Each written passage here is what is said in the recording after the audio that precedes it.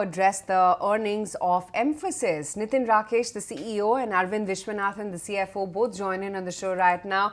Nitin, Aravind, both of you, thank you so much for your time. Nitin, let me come to you first because, growth has picked up this quarter with about a 2.4% kind of sequential number. Do you think that you'll manage to build on to this momentum as we head into Q3? Thank you for having us. I think we've been building up for this, slowly but surely over the last 3 quarters. We called for the business bottoming out in December last year. And then we've seen now 3 sequential growth quarters. Q4 calendar, typically seasonally weak. Some of that seasonality will play out. But we do expect that we can continue to see, growth trajectory build up again between Q3 and Q4. And that's why I think for a full year basis, we still believe that we can, continue to grow above market. So I think that's the guidance purely based on order book, pipeline, deal book, in-client activity, and of course, improving macro, especially around BFS. Coming in on BFS, but I'm just looking at some of the other internals as well right now.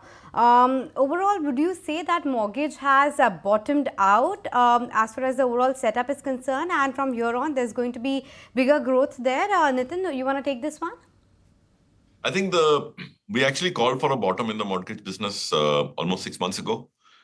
It stabilized, and then of course the troughing out happened, and this quarter it actually has grown quite nicely. Obviously, still very, very long way to go to bring it back to the levels that it was at peak. But sequential growth always welcome. We've seen some parts of the mortgage market around diligence and secondary trades pick up. Refinance volume slight uptick. A lot of conversations with customers around getting ready for a bigger uptick in calendar Q1, potentially after the next 2 rounds of, Fed cuts. And then clearly 25 to be a lot better than 24 because of the pent-up demand around both originations and refinance, and of course, secondary market activity as well. So absolutely, clear signs of bottoming, shown already good growth this quarter, and expect that to become a growth driver as we get into 2025. Although we are not, in our base case, we're not baking in a major uptick in that business. It will be slow and gradual. Right. Aravind, I want to get you in here because you have improved your margins to about 15.4%. What further levers do you have in place to get it closer to the top end of 14.5%, 16% kind of guidance?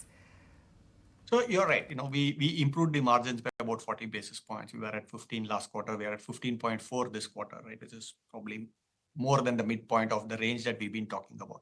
I think we have multiple levers, right? Some of the old traditional levers around utilization, around offshoring, all of those. But I think the bigger lever is, how do we move to next gen of delivery, be it AI-led, and, the levers that come through, just the benefits of growth, right? I think so. We have enough in our pocket in terms of driving. I would still say that, there would be seasonality, and we are very confident that we will be within this range, at least for the year FY25. Been speaking with you for the first time, so congratulations on your elevation as well. But just wanted to ask you a bit more about the margin picture for the coming quarters. With respect to wage hike, would there be any specific impact that we should watch out for? And how's been the pricing environment? Because the last quarter when we were discussing this, we were told there is some bit of a headwind when it comes to realizations. What's the pricing situation right now? Sure. See, I think as we move about, I would say close to 50% of our business is on fixed price, where, a lot of the pricing realization depends on delivery productivity. Right? I don't think we see an environment where we go and get rate card price increases from customers, except for very niche specific skills, right? And that's a muscle that we have and we keep going, but that's not, mainstream. I think more of the pricing and therefore the margin realizations come in through efficiency that we drive in terms of how we execute. And that's the big picture as far as the pricing environment is concerned. I mean, we see a healthy pipeline that Nitin talked about, right? And I don't see pricing being the biggest lever for getting those business. I think it's your solutioning. I think it's the capability. It's how you execute. And that will help us drive margins over the medium and long term. Nitin, elaborate upon how you think the deal pipeline is looking like, because that kind of seems to be an industry problem right now that they're all grappling with. How about you? Yeah, I can take that. I think if you look at the last 3 or 4 quarters, the conversion of order book to revenue definitely improved. But there is a fair amount of elongation in the deal cycles still persisting, driven by two factors. One, still a very strong focus on ROI and prioritization from a customer spend standpoint.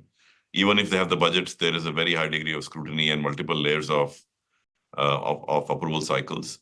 Second, as you start thinking about some of these deals which require an element of transformation, and you can start now thinking about AI becoming a little bit more mainstream, there are multiple stakeholders that are popping up on the client side that now need to actually have a say in this cycle. And these are early days for at-scale AI adoption. So I think some of that is definitely putting some pressure on decision time cycles. We've seen that play out in Q2 as well. And I think as some of this becomes a little bit more mainstream, we will hopefully see faster closure on these decisions. But for now, there's definitely a tug of war between just making sure that we have enough of an order book and then making sure that we continue to build the order book as well with some of these larger deals that are sitting in the pipe. Okay, point taken. But deal win momentum, a bit more color around that. And I ask you that because the street is a bit disappointed. So with respect to the pipeline, if you can talk to me about the nature of the deals which is there, what's the size and quantum of that? Either of you can come in on this one. Yeah, I think the deal pipeline is actually up about 23% on a YOY basis in Q2 and also up low single digits on a sequential basis. We also had a pretty big jump YOY last quarter. So I think if you look at the stages, origination of deals clearly seems to be originating deals. There are two trends to call out in the pipeline. One, we've definitely seen, even in the TCV number, we've seen a healthy mix of the sub 10 million deal category, even actually the sub 5 million deal category. That's been the biggest jump, even on a YOY basis. That indicates that in-year quick consumption, short burst programs are getting funded. And that's a sign of discretionary spend slowly coming back. We called that out in March, April as well. And we are seeing that play out in the last quarter as well. And that's sitting somewhere in that 207 million TCV number. Second thing that we've seen in the pipeline is, I think I talked about early AI adoption trends. We've seen customer inquiries on existing services that they may be doing in a traditional way, production support, app management, enhancements, service desk, infra, where they think the opportunity to bend the cost curve by adopting an AI-based solution is very high.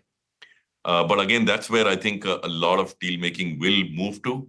There are also triangulates with the ISG data that came out yesterday around expansion of infra and remote services deals, where I think the opportunity to actually play a bigger role by taking a tech-led solution is much higher. So I think, again, more to be done, more to be seen. Early stages of a whole new trend emerging in how some of the traditional services will be resolutioned, repriced, and delivered in a very different manner. I'll come to you but to complete that point with Nitin, I also wanted a better sense from you regarding the logistics side of thing. And I hope you'll appreciate me asking this because FedEx has actually reduced their guidance and the part of the street is worried that there might be some trickle-down effect on your business. Your comment on that? Yeah, I think not fair to comment on an individual client and what's going on in their business. All I'll tell you is clients go through their own cycles of businesses and spends, and our job is to make sure that we continue to operate as much with as much value creation opportunity for them and for us in each partnership. So that's the best way I can answer that question. Other than that, I think for us the metrics on top clients and next 20 clients are all pretty green. Throw some light on what the current headcount is and what are the attrition levels that you foresee going forward.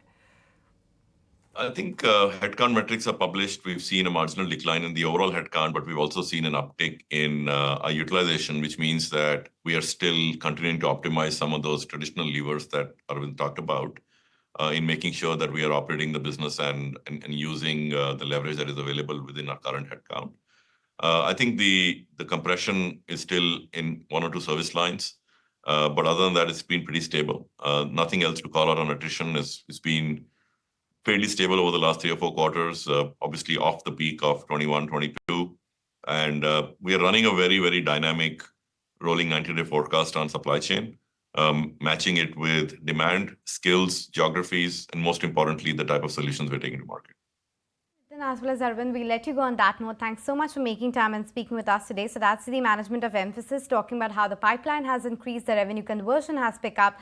Deal wins were a bit softer this quarter, but they definitely see improvement going forward. A quick. There comes a time when your heart calls for you to arise. Plant your feet solid into the ground. Decide your own limits. And then break right through them. Become something more.